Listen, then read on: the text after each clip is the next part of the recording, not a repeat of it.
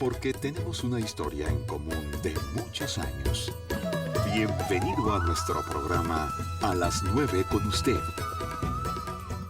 ¿Qué tal, amigos? Muy buenos días, qué bueno que nos acompañan, que estén hoy con nosotros. Es jueves de cine y tenemos mucho gusto en conversar con usted, en sugerir algunas películas, comentar algunas otras, hacer reseña de otras más. Y bueno, yo creo que es importante que iniciemos con la noticia de la muerte de Germán Robles. Como usted sabe, este fin de semana nos enteramos de la muerte de don Germán Robles, el vampiro extraordinario mexicano, realmente una figura importantísima en el cine mexicano. Está Ana María Meyer con nosotros y vamos a iniciar, si le parece, rindiendo un pequeño tributo a don Germán. ¿Cómo? Conociendo un poco más de sus películas y conociendo un poco de su vida. ¿Cómo estás, Ana María? Buenos días. Muy bien, buenos días. Bueno, también triste por la noticia, pero también enriqueció muchísimo nuestras vidas, enriqueció también muchísimo el cine mexicano. El pequeño tributo aquí va a ser de pocos minutos, pero él tiene una amplia filmografía. Sí. Si nos metemos a lo que a lo que hizo en su vida, tanto en cine como en televisión, también de muchas películas y de directores mexicanos, pero también a nivel internacional. Germán Robles, una presencia muy fuerte, lo recordamos en papeles, obviamente más del cine de horror, pero estuvo en muchos otros, y aquí vemos un fragmento de una película de él, y sobre todo lo vemos también en una transformación. Aquí están descargando muy al estilo de Nosferatu, una caja.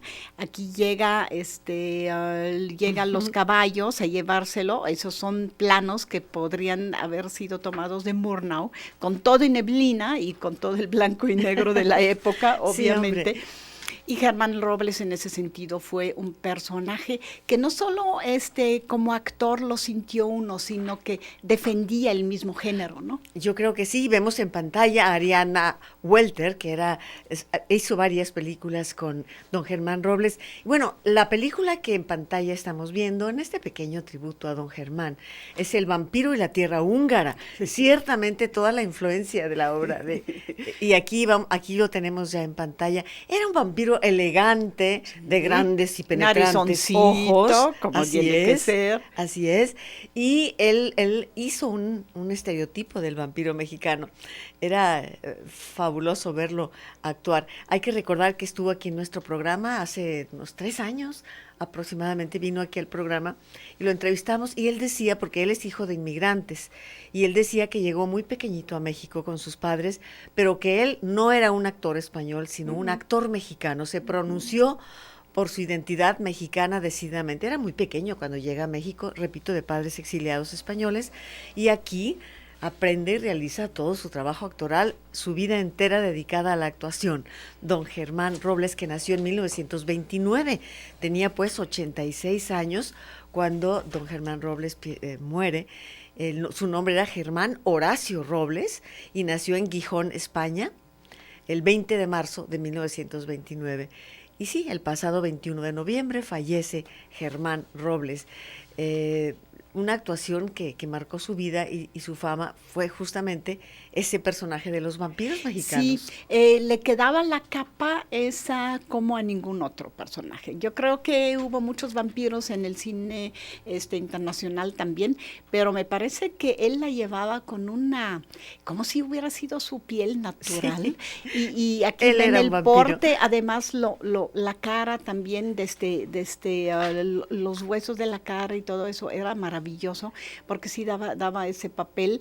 Incluso pues era fácil de iluminarse, porque de todos lados, de perfil, pero también de enfrente, tenía esa cara tan marcada, ¿no? Su estructura ósea, muy marcada, mucho, en efecto. Sí. Una de las películas, quizá la que le dio la máxima proyección como vampiro, fue justamente el tema El vampiro, así se llamaba la película, y en un momento más le pido a Claudia que nos permita también ver las imágenes. El vampiro, y luego El ataúd del vampiro, fueron las 2 primeras películas. Ya de ahí se soltó toda la serie de vampiros mexicanos en los cuales aparecía este hombre seductor, elegantísimo, una especie de fantomas, ¿no? Más que de horror, pues eran películas un poco ingenuas o un mucho ingenuas, Ana María, Pero el Marcón es un tipo de vampiro muy especial. Sí, lo interesante del vampiro en el cine mexicano es que siempre está muy ligado a la tierra, ¿no? En México, Sí. a la patria, y entonces el vampiro sí siempre tiene que ver con quizás los terratenientes o esa nobleza que le quitó digamos, a los campesinos la tierra. Es interesante que me parece que el cine de vampiros en México está mucho más ligado a un análisis casi sociológico Yo creo que que sí. al género del horror. No es tanto para dar miedo, sino que es más para crear conciencia, ¿no? Sí. En el espectador. Eso me parece sumamente interesante del cine de vampiro. Y antes que ser actor de cine, él era actor de teatro. Sí. Hay que recordar que hizo La Dama de las Camelias con Sí. Dolores del Río. Recordemos una obra que estuvo en cartelera durante años y años, La Dama de Negro, que después se hizo también película, y en el cual él participó por 18 años. Sí, yo creo que ya estaba en su piel esa actitud que él tomó, que lo fue marcando, arquetípica ya del vampiro, y que bueno, pues le proyectó a niveles internacionales a don Germán Robles. ¿Quieres que cuente una por pequeña favor, Ana anécdota? María, Bueno, claro. es que las jóvenes generaciones a veces nos dan ternura. Bueno, fue en los últimos, ahora como 8 años quizás, durante el Festival de Cine de Guadalajara, él actuaba como en 2 o 3 películas, todavía siguió actuando, Sí, ¿no? sí, sí. Hasta esa edad. Y entonces, bueno, obviamente, pues se hospedaba en un hotel como invitado del festival, y como cada año, pues hay muchos muchachos de las universidades que entran a ayudar al FIC como trabajadores sociales, y de repente un día que llegó ahí al FIC, uno de ellos que me conocía se me acercó y dice, oiga, maestra, creo que metimos la pata. Y dije, ¿qué pasó? ¿Qué pasó? Mira, nada más aquel señor. Sí, dije, Germán Robles, y pues me acerqué a él y lo saludé, y me dice el muchacho, sí, es que lo acabamos de sacar de su cuarto, que porque no lo conocíamos, y le decíamos, ¿y usted aquí quién es? ¿O qué No es hace? ¿O qué posible. aquí anda? No sé qué, no sé qué. Y él se enojó muchísimo, y Claro. entonces ahora no sabemos cómo hacerle. Bueno, las cosas se tranquilizaron, y él también entendió que su importancia en el cine mexicano, pues por los muchachos no lo sintieron, no lo conocieron de la misma manera, ¿no? que nosotros, y entonces, bueno, pero a mí me dio mucha gracia de cómo, pues sí, todo tiene su época, y él actuaba, sí, siguió actuando, pero ya no era el personajazo que en su época, obviamente, de los vampiros todo el mundo conocía, ¿no? Claro, claro.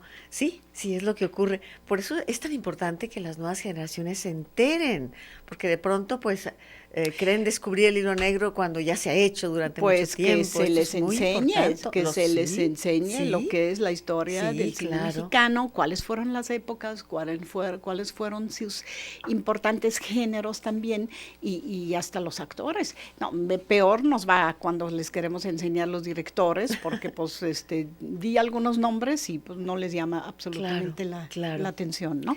Pues esta película que vimos inicialmente, El vampiro y la tierra húngara, también marcó un precedente importante.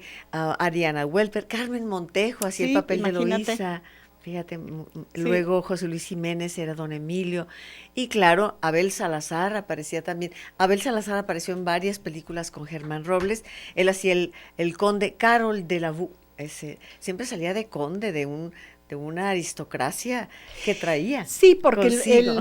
bueno, el mito del vampiro está ligado a las monarquías Así y a los es. títulos nobiliarios y a los feudos, ¿no? Al feudalismo, desde el Transilvania, de donde llegó el conde Drácula, obviamente era la tierra, y se me hace muy chistoso que el cine mexicano pues hasta lo trae a Hungría y lo trae a otras partes Sí, del mundo, sí. y hasta lo trae a México, obviamente, ¿no? También. Recordemos algunas películas más, como La leyenda del Nahual. Sí. Él hacía Fray Godofredo, él hacía en La leyenda También del como Nahual. Fray, muy bueno, ¿eh? También. También, sí, también. Sí.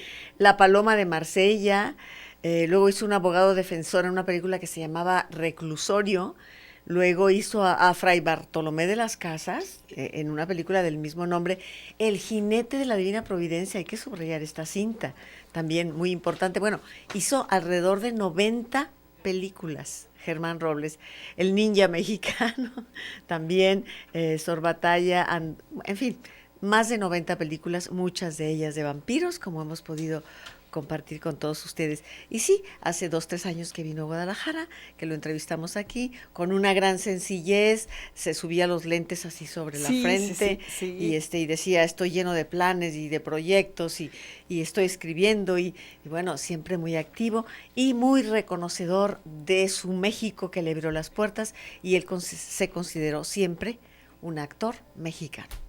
Descanse en paz y siga haciendo vampiros en el otro mundo. En el otro mundo seguramente se buscará otro lugar de un vampiro celestial. Un vampiro celestial, me parece importante. Bueno, pues muchas gracias por su compañía esta mañana. Si usted quiere comentarnos algo de Germán Robles, el teléfono está a sus órdenes, 3030-5350, para que nos llame y nos dé su punto de vista, alguna película que usted recuerde que le haya gustado, alguna actuación en especial. Hoy está Tania Figueroa para atenderle. Gracias, Tania, que por cierto, Tania está haciendo el rol de la Virgen en una pastorela que estamos montando. Muy bien, incluso canta Tania, ¿sabes? ¿Y cuándo la vamos a escuchar? Pues a ver qué nos diga ella cuando ya esté lista. ¿Va a ser radio? Va a ser en vivo, es una obra teatral que estamos montando. Es una obra de teatro. Entonces tenemos que venir a verla. Sí. Bueno, y también nuestro agradecimiento al equipo en la producción general, Ángeles Rodríguez. Nos apoya en todos los aspectos visuales, nuestra compañera Claudia Fernández y nuestro compañero Víctor Hugo Barbosa en todo lo que a audio respecta. Entonces, y les tenemos que decir una cosita que no les hemos compartido. A lo mejor no estamos nada más en multiplataforma, estamos en multiplataforma, porque incluso antes del programa ya aquí están las muchachas a tomarnos fotos, y Yolanda y yo como que antes de entrar a ya estamos, o de salir al aire, y todavía viendo el guión y arreglando cosas, y después al aire ustedes nos ven y nos escuchan, y durante el programa también hay fotos, y luego si se meten a redes sociales también ahí estamos, así que ahora sí estamos como en toda la plataforma creativa. En todas las plataformas, en todos los medios posibles, ¿verdad? ¡Yolanda Radio! Si decide usted enviar un Twitter. Bueno, estamos esta mañana con usted y vamos a ir al primer corte del programa. Luego, bueno, entra mañana a cartelera la nueva película de Frankenstein. Vamos a hablar de ello en un momento también. Volvemos. A las 9 con usted. Regresamos.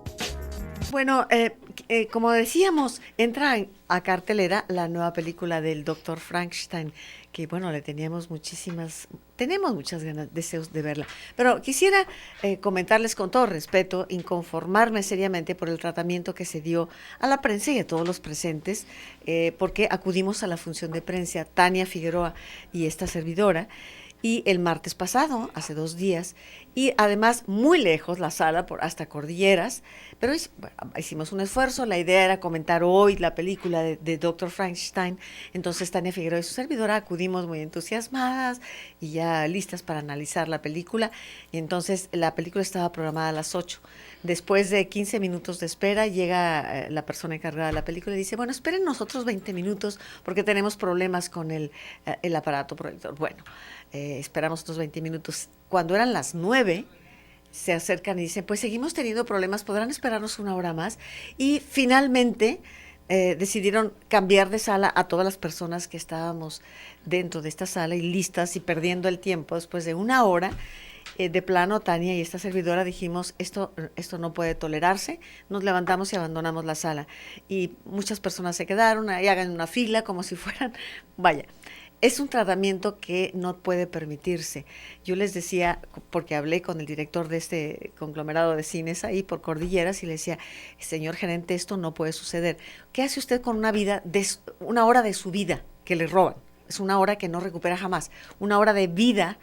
Ay, sí, disculpe, es que este programa, usted me podrá argumentar 1000 cosas y puedo entenderlas, pero esto no se hace. Programaron 2 actividades simultáneas y claro que no se dieron abasto y no tenían espacio. Así que vaya un llamado muy serio, muy asertivo para decirles que por favor se organicen mejor o de plano no sean sede de funciones de prensa ni de ningún tipo si no son capaces de manejar las situaciones con respeto para el público. Quede ahí. Sí. No hemos visto la película, ya la veremos. De por sí que la prensa que atiende al cine en Guadalajara, sí es como, yo diría, nos menosprecian. Es decir, las películas de repente no tienen función de prensa, la mayoría no tiene función de prensa, sin embargo, sí, el jueves o el viernes abrimos los periódicos y nos esperamos a que haya críticos de cine aquí locales que comenten lo que va a haber en cartelera y lo que va a estar de nuevo en cartelera. No hemos podido ver la película, la mayoría de ellos, ¿no? Y entonces, bueno, ¿qué?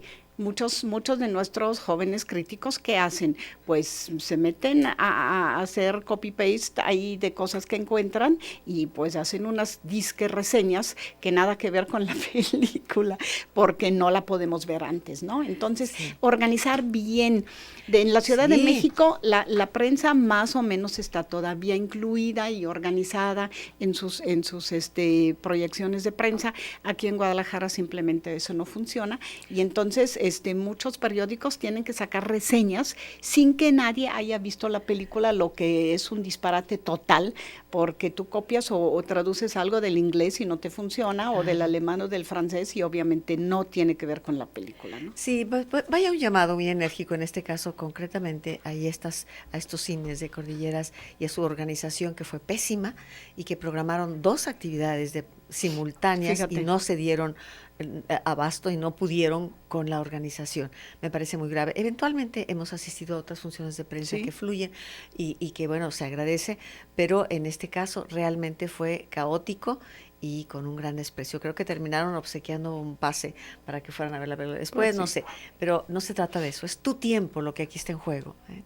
En fin. Y es la profesión, digamos, nuestra profesión es ir a los preestrenos para poder hablar de la película, ir a la película también. Bueno, pero vámonos con una nueva amiga. Empecemos a algo interesante. Una nueva amiga. De Françoise Ozon. ¿Quisieras una nueva amiga, Yolanda? ¿Cómo no? Yo siempre deseo nuevas amigas. Y valoro a las viejas amigas. Bueno, Françoise Ozon es un director francés que se caracteriza por estar siempre cerca de destinos femeninos. ¿Se acuerdan de películas como Swimming Pool, como Potiche, como 8 mujeres, etcétera, etcétera? Siempre son casi destinos de mujeres y la relación de las mujeres entre ellas y también con los hombres. La película Una nueva amiga es sumamente interesante, muy compleja en sí, aunque viene con más o menos un corte de cosas de comedia o cosas incluso de comedia grotesca, un poco, pero sí es profunda y todavía no la puedo digerir bien, tendré que verla otra vez porque por ahí está. Vemos aquí algunas escenas, así empieza, muere una joven mujer con un bebé. Vemos entonces que una amiga de ella, amiga íntima, ahí hay un destino femenino, 2 destinos femeninos colgados de uno del otro, pero de veras 2 mujeres que se entrelazan y tienen una vida paralela muy, muy fuerte. Y la muerte de una de las amigas no solo saca al esposo y al bebé, obviamente, de su carril, sino también a la amiga.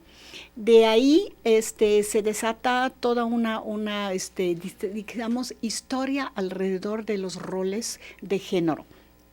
Porque el esposo de la amiga muerta, eso está en los primeros minutos, no es ningún secreto, suele o tiene una tendencia a vestirse de mujer en su casa cuando no hay nadie y jugar un poco ahora con el bebé de ser la mamá y el papá al mismo tiempo.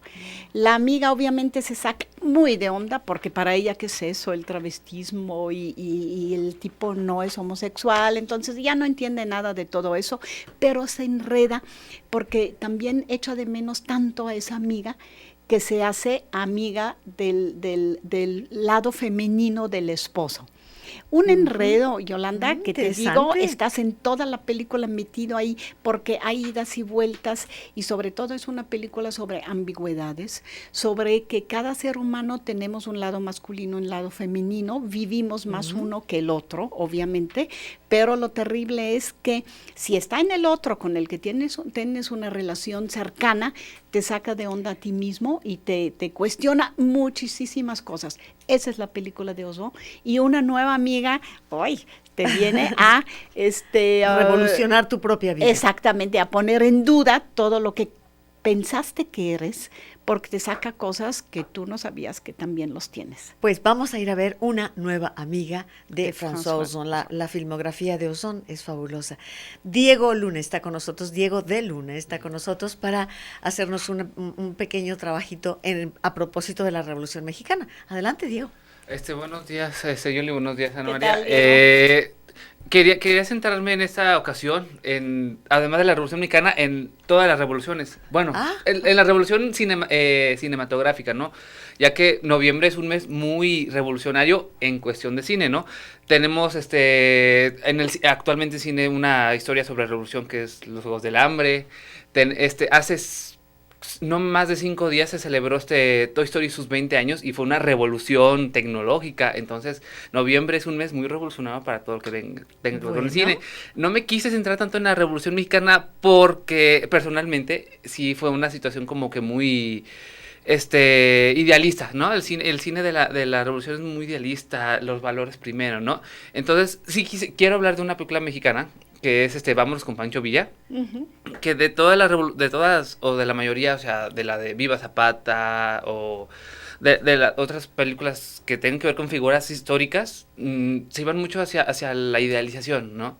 Entonces vemos aquí a esta película de Fernando de Fuentes, ¿Sí? Que nos relata una historia más alejada de toda esa ansia de luchar por la libertad, ¿no? Al principio sí son personajes muy que buscan, ¿no? Que buscan luchar por la paz o por la libertad, pero que a lo largo de la película pues se van desentendiendo o se van perdiendo ese espíritu, ¿no? Se va diluyendo el objetivo, aunque como sabemos se fueron a la bola tantas personas que ni siquiera tenían idea. Ahí están Los de Abajo, ¿no? Esta novela extraordinaria que pone de manifiesto que lo último que sabían era hacia dónde iba la famosa bola de la revolución. Sí, entonces esa película se basa más en las personas en tanto que de la idea, ¿no? Sí. Como la idea de comunidad o la idea de todo el pueblo, ¿no? Entonces sí vas más hacia las personas, hacia la amistad, hacia el valor de cada persona, ¿no? Hasta el final un personaje principal dice que él no es un ser humano. Entonces es una película muy, muy triste en cierto modo, pero también como que esperanzadora, ¿no? Porque siempre va a quedar la persona y Sí, estás hablando de una película que reúne muchas microhistorias, ¿no? Sí. Familias y cómo es que se van a la bola. ¿Quién protagoniza en este caso a Pancho Villa? ¿Es la de Heraclio? Sí, no, es Domingo Soler. Domingo Soler. Domingo Soler interpreta a Villa, y él tanto no es el personaje principal, es lo que también me gusta, o sea, es un personaje secundario, pero que también influye mucho en las decisiones de sus personajes, ¿no?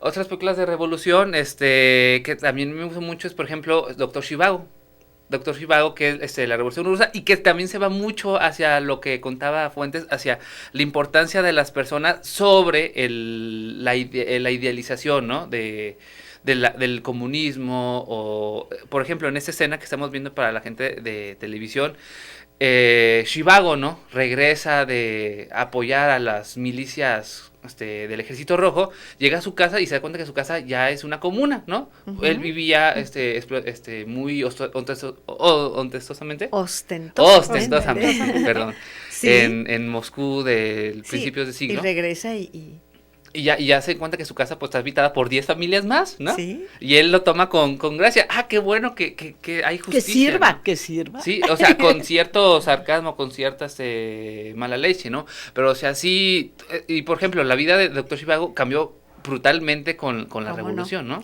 Aquí vemos la jovencísima Geraldine Chaplin, que hace el papel de la esposa de Zhivago, mientras existe la amante Lara, ¿no? En el papel de Lara. ¿Cómo se llamaba esta actriz? Julie Christie. Julie Christie, claro. Julie Christie, sí.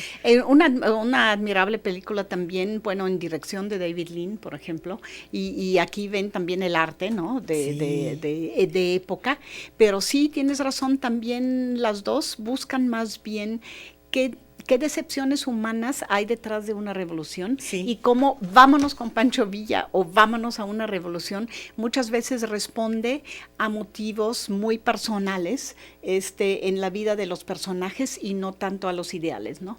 Yo creo que ahí tienes mucha razón.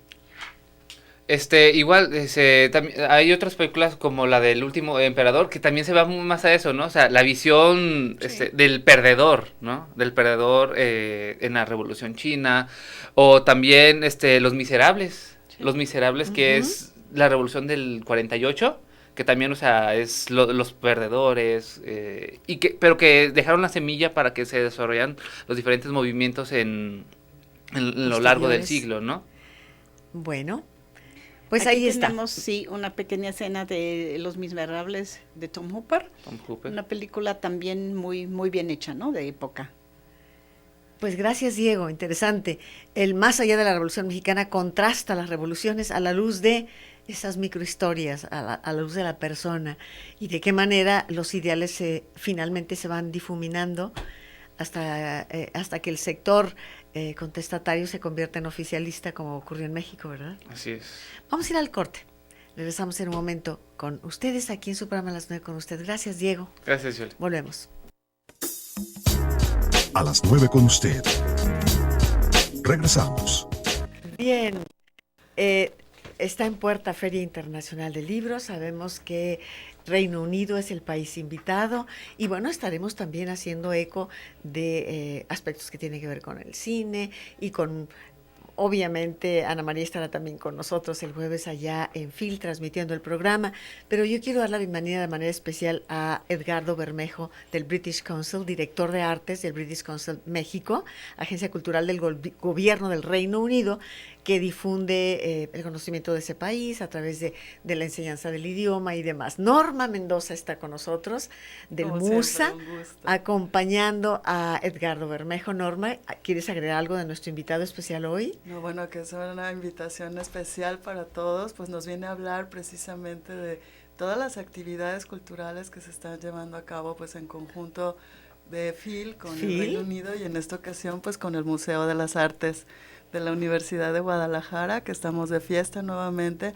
invitándolos a todos a que asistan. Sí, ya les contará Eduardo. Vamos a ver qué nos dice Edgardo Bermejo del British Council. Vamos a darle la bienvenida. ¿Cómo estás, Edgardo? Muchas Buenos gracias. días.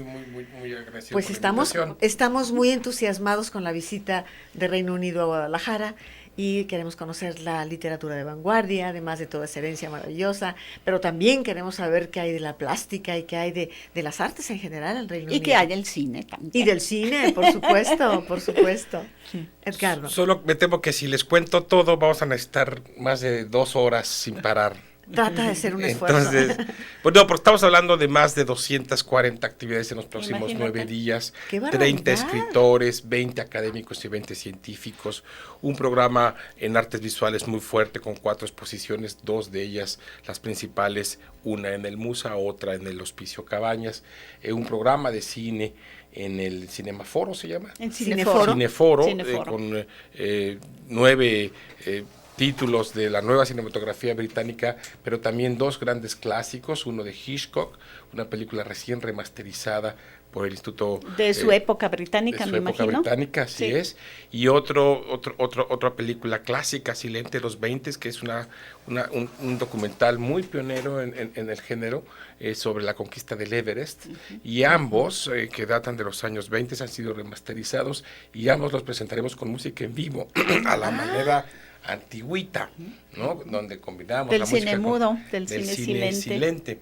Entonces, bueno, el programa es muy amplio, también tenemos actividades en materia de gastronomía, en materia de actividades para niños, académicas, en fin, de modo que quizá convenga esta mañana, y perdón por la gran estado hablando mucho, pero quizá lo que convenga esta mañana es detenernos un poco más en el programa de artes visuales, que tiene su particular relevancia, y yo diría que ha sido muy afortunada la manera en que hemos finalmente llegado a algunos proyectos esenciales para hacerlos en el marco de la FIL. Excelente, Edgardo. Nada menos ayer dedicábamos el programa a un pintor inglés, el pintor de la luz inglés, William Turner. Entonces hablábamos de ello y ávidos de saber cuál es la vanguardia británica en materia de plástica, ¿no? ¿Qué nos dirían? Sí, bueno, si me permite, entonces yo lo resumo de esta manera. Para Guadalajara, para estar presentes en el marco del Reino Unido como país invitado en la FIL, hay 4 proyectos que hemos seleccionado. 2 de ellos directamente, digamos, propuestos, organizados por el British Council en asociación con nuestros socios en Guadalajara. Es el caso de la exposición de David Shrigley, un autor nacido en los años 60, que se inaugura precisamente el día de hoy en el Instituto Cultural Cabañas, y es el caso de David Hockney, que lo tendremos a partir del viernes en el MUSA. Son dos figuras emblemáticas del arte visual británico y que representan dos momentos muy significativos. David Hockney, para empezar, sí, con el MUSA, que ha sido un anfitrión muy generoso en esto, y quiero hacer mi reconocimiento explícito y público a la gran acogida que nos ha dado el MUSA. David Hockney es nada menos que el artista británico vivo más importante. A sus más de 80 años, él representa buena parte de lo que las artes plásticas fueron para el siglo XX, pero es también un autor que con más de 80 años ahora combina su residencia entre California y el Reino Unido. Es alguien que sigue experimentando, que sigue buscando nuevos formatos, nuevos herramientas para las artes, en este caso ya ahora vinculadas al mundo digital, etcétera. Hockney en los años 60 preparó una serie de grabados que dialogaban de alguna manera con sus pasiones literarias, entre ellos, por ejemplo, los cuentos de los hermanos Grimm o la poesía del gran griego Kavafis. Entonces, esta colección de grabados de Hockney, que pertenece a la colección del Museo del British Council, estará expuesta en el MUSA a partir del viernes por espacio de algunos meses, y es, digamos, pues un homenaje al más importante artista vivo. Es un artista pop, ¿verdad, David? Que viene del pop, que viene de los 60s, sí, que luego hizo una gran experimentación con el tema del paisaje, sí, que ha explorado muy diversos formatos. Por ejemplo, David Hockney encabezó una gran exposición que tuvimos en el marco del Año Dual del Reino Unido y México, al principio de este año, quiero decir, en el MUNAN, en el Museo Nacional de Artes de la Ciudad de México, sí, una exposición de paisajes de la colección de la Tate Modern de Londres, y una de las piezas, la más importante, la más emblemática, era una pieza en gran formato, de más de 10 metros, de David Hockney, que usando métodos vinculados a la fotografía y a la fotografía digital, pero regresando a la pintura como un producto esencial, como una manifestación esencial de las artes plásticas, sí, creó este paisaje. Y entonces Hockney representa eso. Hockney es un representante del siglo XX, pero es también alguien que ha llegado al siglo XXI y que sigue dialogando y sigue produciendo en esta materia. Y en contraparte, David Shrigley, un autor mucho más joven, que sí está totalmente inmerso en lo que el arte conceptual significa para el siglo XXI. Es decir, un arte multidisciplinar que tiene múltiples estrategias para presentarse, que dialoga con el video, pero también con la instalación, con el documental e incluso con la palabra escrita. Estas dos figuras, un chico joven muy establecido y la gran figura, son la manera en que estamos cerrando las pinzas del arte, de las artes visuales en el marco de la FIL. A mí me encanta esta relación que se establece entre literatura y plástica, ¿no? De David Hockney. La manera en cómo a él le apasiona Kavafis, por ejemplo, o en fin, incluso los cuentos infantiles, ¿no? Me parece un acierto y vamos a visitar la exposición. ¿Cuánto tiempo estará? Tienen que ir a estar hasta febrero. Hasta febrero, el 28 de febrero inicia, se abre al público el 28 es decir, este sábado, ya va a estar abierta al público, y hasta el 28 de febrero del 2016 los esperamos. Además va a haber actividades complementarias, va a haber actividades educativas, sobre todo en relación a esta inspiración que provoca la literatura, ¿no? La poesía, sí. Y cómo esto se engloba bastante bien, ¿no? Dentro del trabajo de David Hockney, y cómo nos puede inspirar a todos, ¿no? Un cuento de los hermanos Grimm, aunque a veces nos puede dar mucho miedo. Sí. También es un motivo de inspiración muy especial. Norma, hemos tenido David Hockney en Guadalajara como creo que no había llegado nada adelante. No hubiera podido yo soñar cuando estuvo en México. Estaba yo al punto de ir a México a ver la exposición. Finalmente no pude, lo que lamenté muchísimo, porque yo no pensé jamás ver algo de él aquí en Guadalajara. Entonces me da mucho gusto. Son 87 grabados. Tienen que que irse, como imagínate. siempre les digo, con muchísima calma para que puedan ver. Y visitarla 2-3 Visitarla veces. 2-3 veces. Bueno, además que también está Sleeping Glimpsers. Bueno, quiero decirles Háblanos que... de esto, es importante. Gary tiene que ver con Oldman, que cine. además, ahora que estaban hablando de cine, y cine, que, sí. tenemos a un artista que lo conocemos como actor, pero no lo conocemos como en su fase de fotógrafo. Gary ¿no? Oldman. Y también como cineasta es poco conocido. Esa fotografía que se ve debajo del nombre de la exposición es precisamente, esas son imágenes de la foto de Gary Oldman. Gary Oldman, sí. Ujú, quien hizo una amistad muy entrañable con George Blacklock, que es un artista principalmente abstracto, pero es un diálogo maravilloso que se establece entre ellos dos, y sobre todo porque cuestionan algunos conceptos como la colaboración. Y la solidaridad, interdisciplinar- la interdisciplinaridad Exacto. dentro Sí, de los sí, sí. procesos creativos. Cine, actuación, plástica, fotografía, ¿no? Exactamente, y de verdad con George Blacklock vamos a encontrar, yo me encontré con una gran sorpresa porque no lo había oído ni nombrar. No. Entonces, ayer tuve la oportunidad de estar viendo sus cuadros, esa creo que se llama Voces Ancestrales. Es maravilloso, y mientras más la ve uno, más dialoga uno con las ideas de Blacklock. Le gusta hablar de la vida, de la música, Del ritmo. del ritmo, del ADN, De todo, de cómo sí. se relaciona todos estos conceptos con el ser humano. Es realmente una sorpresa para nosotros en el museo tener esta exposición de Sleeping Glimpsers.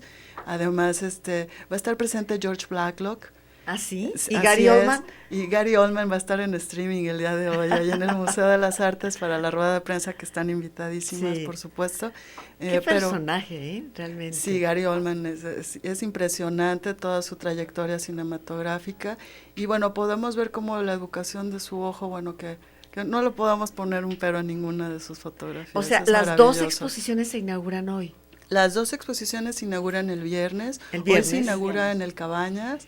De hecho, ahí estaremos también acompañando a los compañeros del La Cabañas. de David Hockney Ajá. hoy, en el Cabañas. No, Lo hoy- de David Shrigley, Shrigley. hoy Lo en de el Shrigley. Cabañas. Hoy en el Hoy Cabañas. Cabañas. Sí. Y mañana están invitados. En el Tenemos Musa. 2 invitaciones para aquí, para el programa de A las 9 con usted, por supuesto. 2 invitaciones a quienes quieran asistir a la inauguración, porque solo con invitación. ¿Ah, sí? Sí.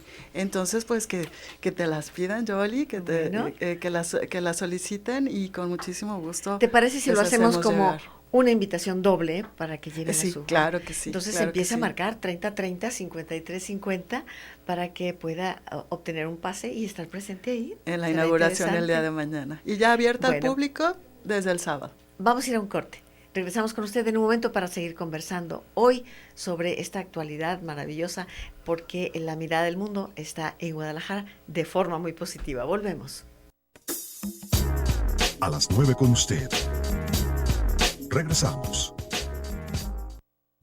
Ahora los miércoles son de teatro, con los mejores exponentes de las artes escénicas locales y nacionales. Teatro Alarife Martín Casillas, 20 horas. Entrada libre. Consulta el programa de presentaciones en www.cultura.jalisco.gov.mx. Transmisión por C7 TV, domingo al finalizar Encuentro con las obras maestras. Retransmisión miércoles por C7 Cultura a las 22:30 horas. C7 Noticias a la medianoche. Secretaría de Cultura y la multiplataforma digital C7 Jalisco invitan.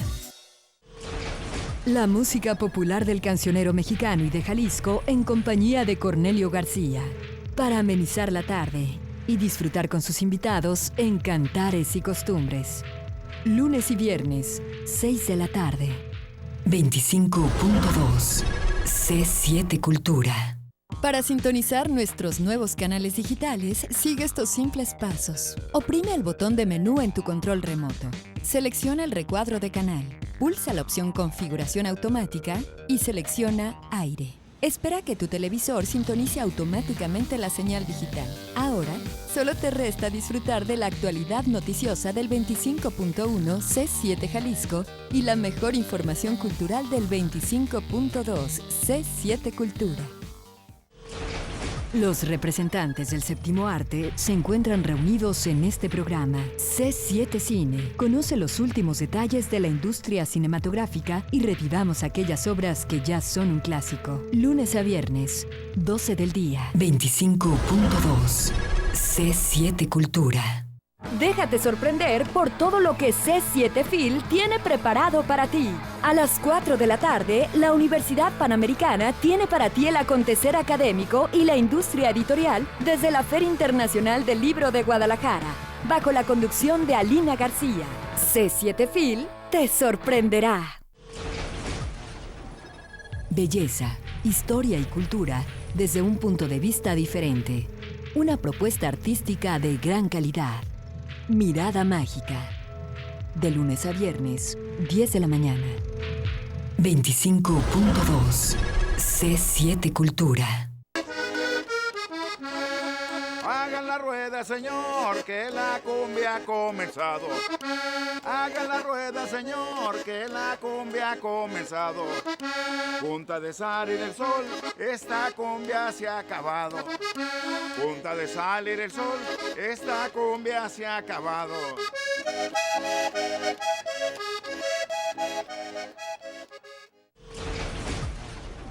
Consejos de salud venidos desde tierras lejanas. Los médicos orientales te aconsejan cómo mejorar tu bienestar de cuerpo y alma. Salud desde Oriente. Martes y jueves, 8 de la mañana. 25.2. C7 Cultura. A las 9 con usted. Continuamos. Amigos nuestros, está con nosotros Edgardo Bermejo del British Council, director de artes del British Council México. Y bueno, es una agencia cultural del gobierno del Reino Unido que está difundiendo el conocimiento de este país a través de la enseñanza del inglés y de talleres y demás. Y hoy está con nosotros hablándonos de todas esas actividades que en el Musa, en el Cabañas, la Plástica y en diferentes foros tendrán lugar para darnos a conocer todo lo que es la cultura actual de vanguardia en Reino Unido. Hoy nos acompaña también Norma Mendoza del MUSA, Museo de las Artes, y con muy buenas noticias. Nos han hablado de la exposición que se inaugura hoy en el Cabañas, la exposición que se inaugura el viernes mañana en el MUSA. Y bueno, Ana María tiene la palabra para seguir con esta entrevista.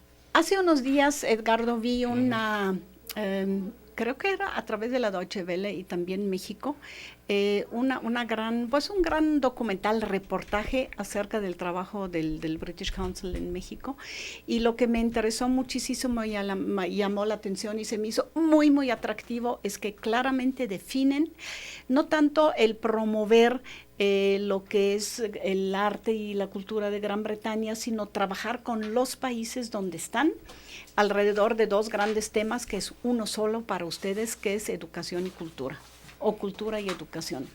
A mí me parece absolutamente afortunado, porque yo creo que si proponemos reformas educativas y no las vemos desde el punto de vista de la cultura, entonces pues estamos yendo hacia una educación, quién sabe dónde estará, de competencias, de estar en contra del otro, de ser el mejor, de éxito material, etcétera, etcétera.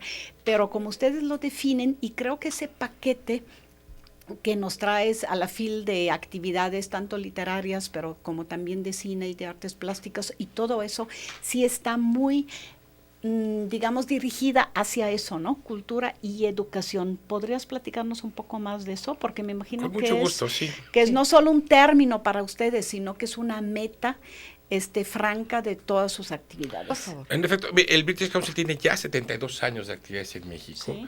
Y 75 años de haber sido creado. Se creó en plena guerra mundial, en la Segunda Guerra Mundial, como una manera de contrarrestar, digamos, los fenómenos del fascismo y del nazismo en el mundo, ¿no? Entonces, en el caso de México, 72 años promoviendo la cultura y la lengua británica y estrechando las relaciones culturales y educativas con México, y entendiendo en efecto que la cultura y la educación son dos elementos comunes. En el caso de México, además de las actividades que realizamos en el campo de las artes y la cultura, pues tenemos un gran trabajo desplegado en materia de educación, capacitando a profesores en distintos estados de la República, certificando el idioma inglés a través de los exámenes oficiales. Mismo ahora en Jalisco tendremos proyectos para la capacitación de profesores de educación pública en inglés. Y ahora mismo en la FIL vamos a presentar un estudio que hemos hecho muy a fondo. Nuestros colegas del área de inglés del British Council han estudiado muy a fondo el tema de cómo está el inglés en México. ¿Cuántos los hablan? ¿Dónde los hablan? ¿Dónde se habla más? ¿Dónde se habla menos? ¿Cómo reforzar el país? ¿Cómo intentar realmente aspirar a que México viviese un estado de una condición bilingüe? Que es una de las, por cierto, de los retos que se ha planteado el país, el gobierno actual, y que fue anunciado justamente en el pasado informe presidencial. La aspiración, la cruzada por el inglés, en el que el British Council puede ser un elemento. Pero por otra parte, solo para concluir, el arte mismo lo hemos empezado a ver de otra manera. Para nosotros el arte y la cultura no solo es ya un elemento decorativo, una serie de actividades para las bellas artes, sino que la gestión cultural del siglo XXI representa la posibilidad de vincular a la cultura con la gestión social, con el desarrollo, con la inclusión, con los temas que tienen que ver con la diversidad, con la tolerancia, con el acceso de la cultura a nuevos públicos, a nuevos espacios para la cultura, y todo esto está reflejado de alguna manera tanto en el Año del Reino de México, que hemos celebrado a lo largo de 2015, como nuestro programa en la FIL. Solo un ejemplo pues de cómo se puede entender de manera distinta la manera de entender y hacer la cultura, es que para nosotros, para el Reino Unido y para el British Council, los vínculos entre el arte y la discapacidad tienen un gran potencial. El Reino Unido es un país pionero en materia de incorporar a las comunidades con diversas discapacidades al mundo de las artes, no solo como público, sino también como artistas, y en unos días más estaremos viendo en el Foro FIL, en una de las noches dedicadas a las artes escénicas. Cada noche hay un grupo diferente. La próxima semana tendremos a Grey Eye, una extraordinaria compañía de teatro de sordomudos, quizá una de las más importantes del mundo, que toda su propuesta escénica la hacen desde su condición de discapacidad sonora y vocal, ¿no? De nuevo, pues, yo creo que no podemos ya seguir definiendo fronteras únicas como se hacía antes entre educación y cultura. Van de la mano, de la misma manera que se han roto las viejas parcelas en el ámbito de la ciencia y del arte, y en el arte mismo entre las artes visuales o la cinematografía o la literatura. El siglo XXI es un espacio de nuevos puentes entre las distintas formas del conocimiento. Y esa serie de puentes que conectan al conocimiento, de alguna manera está visualmente reflejado en el pabellón del Reino Unido, primera vez que tendrá un segundo piso dentro de la propia FIL, y es un espacio, es un resumen, es un símbolo del puente, de lo que nos conecta con lo otro. Pues esto es sumamente interesante. Yo me quedé pensando cuando hablabas del bilingüismo, de la aspiración de que México fuese un país bilingüe. Sí, yo creo que eso se está dando paulatinamente, pero, y aquí pondríamos el pretito en el arroz, se está dando de una manera muy, muy a la ligera, con un inglés norteamericano que tiene su fundamento en la mercadotecnia del país.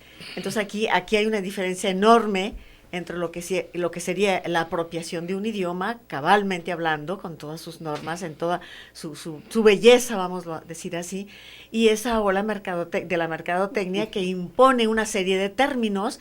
Estamos hablando del inglés norteamericano, para ser exacta. ¿Qué opinas al respecto, Edgardo? No, bueno, te decía, el British Council es una organización global, estamos en 120 países, en 180 ciudades, es la organización cultural internacional más grande del mundo, y tenemos una gran experiencia global en acompañar a los estados de los países en estos procesos educativos.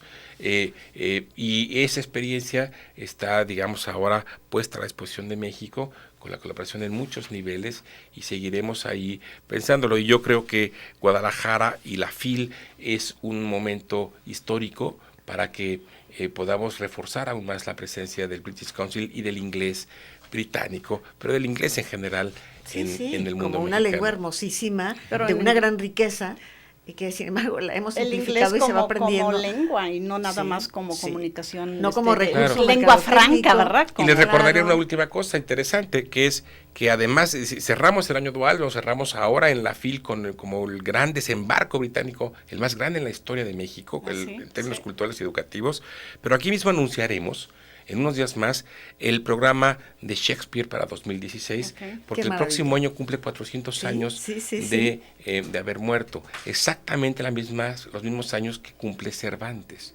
Sí. Entonces, el próximo año 2016 será un año que celebraremos a ambas lenguas, al español de Cervantes y al inglés de Shakespeare. Magnífico. Tenemos un par de minutos para despedirnos. Gracias, Federico Velasco, Celina Chapa, gracias, Silvia Escobar, Felipe de Santiago, muchas gracias, Irma Manzanares, gracias, Silvia Partida, que dice que las películas de Germán Robles cuando era ella niña, que sí eran de horror, que ella temblaba de verlas.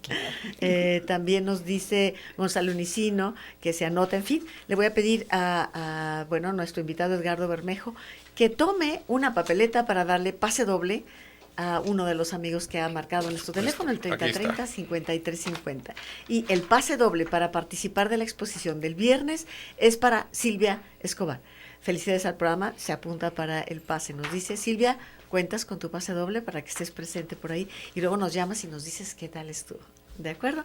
Muchísimas gracias, Edgardo, por tu presencia. Ana María, muchas gracias. Sí, tengo algo rápido que agregar, el Cinemura de hoy, a las 6 de la tarde, con la película de Alfonso Cuarón, Los hijos del hombre. Se la recomiendo muchísimo si no la conocen, porque las olas de inmigración que tienen en ese momento en Europa, ahí están ya. Alfonso Cuarón fue una especie de profeta en lo que va a pasar, y creo que casi llegamos ya al apocalipsis del filmada en Londres, por cierto. Año 2027, Londres del 2027. Exacto. Como una muestra más de la gran amistad México-británica. Sí. Pues amigos nuestros, llegamos al final del programa. Gracias por habernos acompañado de manera muy especial. Edgardo Bermejo del British Council, hoy con nosotros. Norma Mendoza, gracias Norma. Muchas gracias, Edgardo, Ana María, todo el equipo, en nombre del equipo de las 9 con usted, nuestro agradecimiento. Le esperamos mañana viernes. Estamos a punto de iniciar Feria Internacional del Libro. Muchas gracias y hasta mañana.